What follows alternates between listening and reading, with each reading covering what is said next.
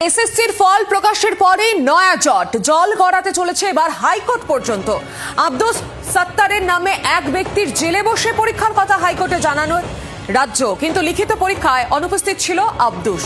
তাহলে পরীক্ষা দিল কে? হাইকোর্টে কার লক নম্বর জানিয়েছিল রাজ্য?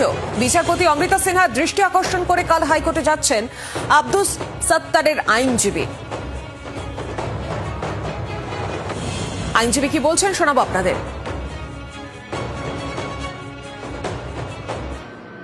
মহামান্য বিচারপতি অমৃতা সিনহার নির্দেশে বোলপুর কারেকশনাল হোমে আব্দুস সাত্তার তিনি নবম দশম এবং একাদশ দ্বাদশ দুটো পরীক্ষাতেই তিনি অ্যাপিয়ার করেন এবং আদালতের নির্দেশে অ্যাপিয়ার করেন। এবং শুধু তাই না, অ্যাপিয়ার করার পরে আদালতে জানানো হয় যে তার দুটো উত্তরপত্র একটি ট্যাঙ্কে এই নির্দিষ্ট লক নাম্বার উল্লেখ করে বলেন যে সেই লক দিয়ে পাঠানো হয়েছে, অতএব সেই ট্যাঙ্কের মধ্যে আছে।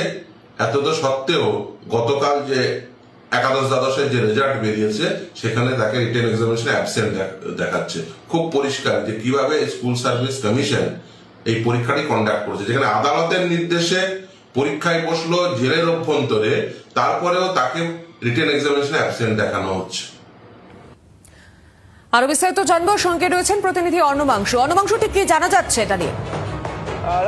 সেটা হচ্ছে আব্দুল সাত্তার সে জেলবন্দি ছিল এবং কলকাতা হাইকোর্টের নির্দেশের পরে সে পরীক্ষায় বসতে পারে এবং কলকাতা হাইকোর্টে নেক্সট ডেট অফ হিয়ারিং এ রাজ্য জানায় যে সে জেলে বসেই পরীক্ষা দিয়েছে, তার খাতা লক করা হয়েছে, সিল করা হয়েছে, লক নাম্বারও দেওয়া হয়েছে। কিন্তু তারপর এসএসসির ফল প্রকাশের পর জানা যাচ্ছে সে নাকি পরীক্ষায় উপস্থিত ছিল না, অনুপস্থিত ছিল।